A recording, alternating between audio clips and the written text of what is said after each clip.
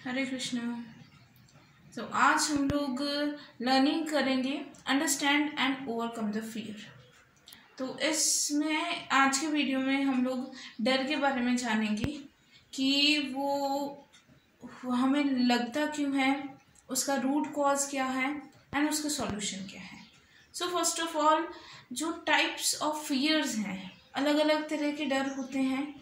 जैसे कि हम लोग एज ए चाइल्डहुड की बात करते हैं, कोई स्टूडेंट या कोई चाइल्ड होते हैं या छोटे बच्चे होते हैं कि जैसे डॉक्टर के पास जा रहे हैं तो इंजेक्शन देख के उनको डर लगता है, या फिर ऐसा कोई सिचुएशन उनकी लाइफ में एंटर हो रही है उनसे डर लग रहा है, या फिर जैसे किसी पर्सन से डर लगता है या किसी चीज़ के प्रेजेंस से उन्हें भी एक फियर उनके माइंड में क्रिएट होता है। This is all about a fear.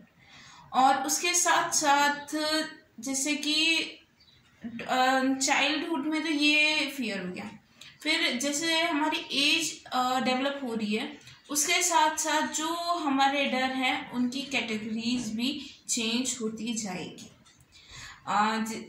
जैसे कि थोड़ा एज हमारा इंक्रीज हुआ या हम डेवलप हुए, उसके बाद जो चाइल्डहुड का डर है वो एंड अभी करंट में जो उसकी एज है वो टोटली वेरी करेगा।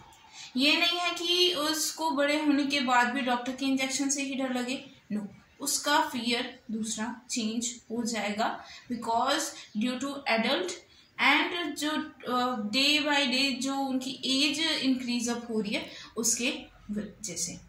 और उसके पहले हम लोग ये जानेंगे व्हाट इज फियर, एक्चुअली डर होता क्यों है। और आप लोगों ने कभी ये सोचा है कि जो एक पर्सन को डर लग रहा है वो दूसरे को क्यों नहीं लग रहा, या फिर हम सबको सेम डर क्यों नहीं लगता।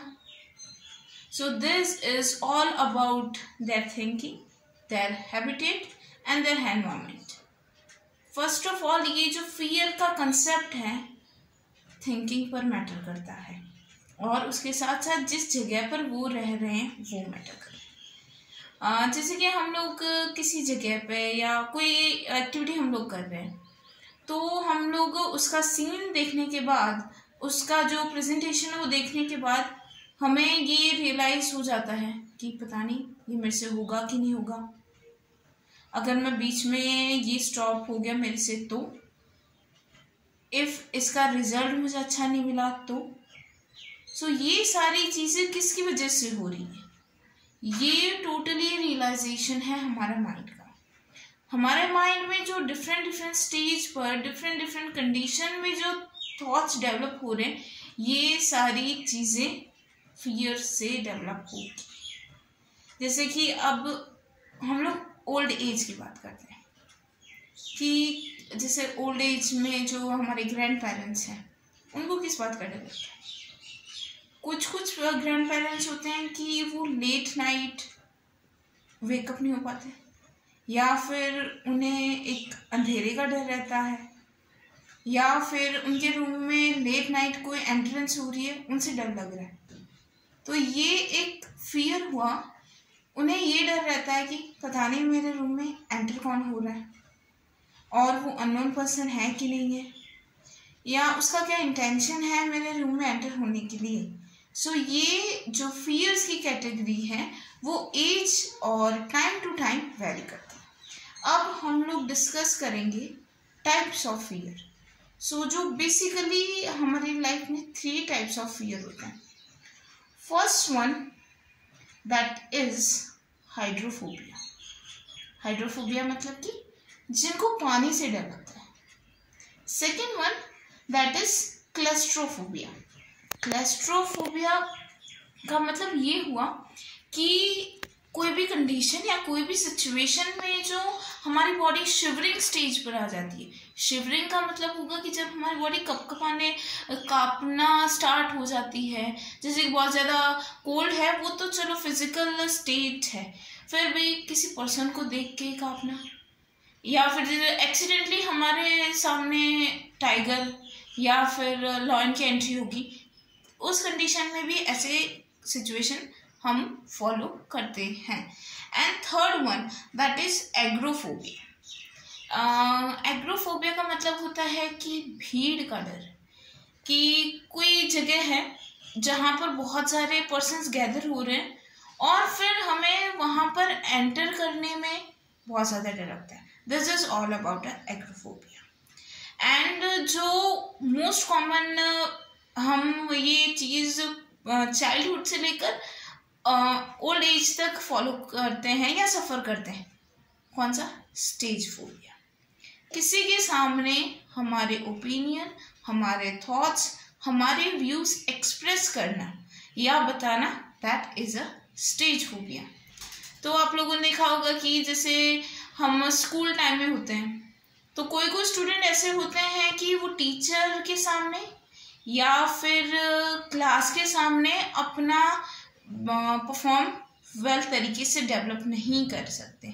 या किसी को हम लोग ये बोलते हैं कि गिव मी योर इंट्रोडक्शन, या फिर स्टेज पर आने के बाद उनका कपकपाना स्टार्ट हो जाता है, बॉडी से स्वेटिंग हो जाती है. सो ये हो गया एक स्टेज फोबिया.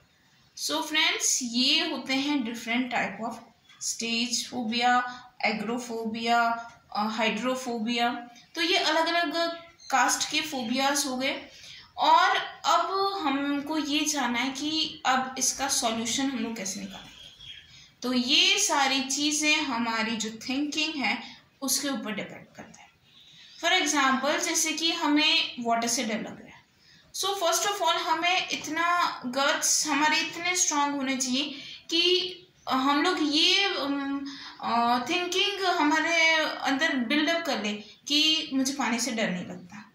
मैं देखता हूँ कि मुझे पानी में एंटर हो जाऊँगा तो क्या होगा. सो ये गट्स हमें फर्स्ट ऑफ ऑल बिल्डअप करने पड़ेंगे. सो ये टोटली हमारा पूरा प्लानिंग और पूरा गेमिंग है हमारे थॉट्स, हमारे व्यूज़ का. सो आज के टाइम पे किसी भी चीज़ से डरना ये कोई वर्किंग या कोई प्रॉपर वर्क काम नहीं है. बिकॉज जैसे कि कोई भी कंडीशन है, किसी को स्टेज फोबिया है और होप सो ऐसी कंडीशन हो जाए कि उसे स्टेज पर जाकर खुद को एक्सप्रेस करना हो, तो इफ सपोज उसे वो स्टेज फोबिया से सफ़र कर रहा है तो वो खुद का प्रेजेंटेशन अच्छे से नहीं दे पाएगा. सो फ्रेंड्स, ये सारे डर को हमें निकालने के लिए फर्स्ट ऑफ ऑल हमें मेंटलिटी स्ट्रांग होना पड़ेगा और फिर हमें ये गट्स या हमें खुद के लिए हिम्मत बनानी पड़ेगी कि मैं ये काम करके देखता हूँ या देखती हूँ, उसके बाद देखते हैं रिजल्ट क्या होगा. तो ये पूरा एक फियर का कंसेप्ट था. सो आप लोगों को अच्छे से समझ में आया होगा. सो आई थिंक सो इसी तरीके से इंटरेस्टिंग नॉलेजेबल वीडियोस देखने के लिए just keep watching my videos. So please like, share and subscribe my channel. Thank you.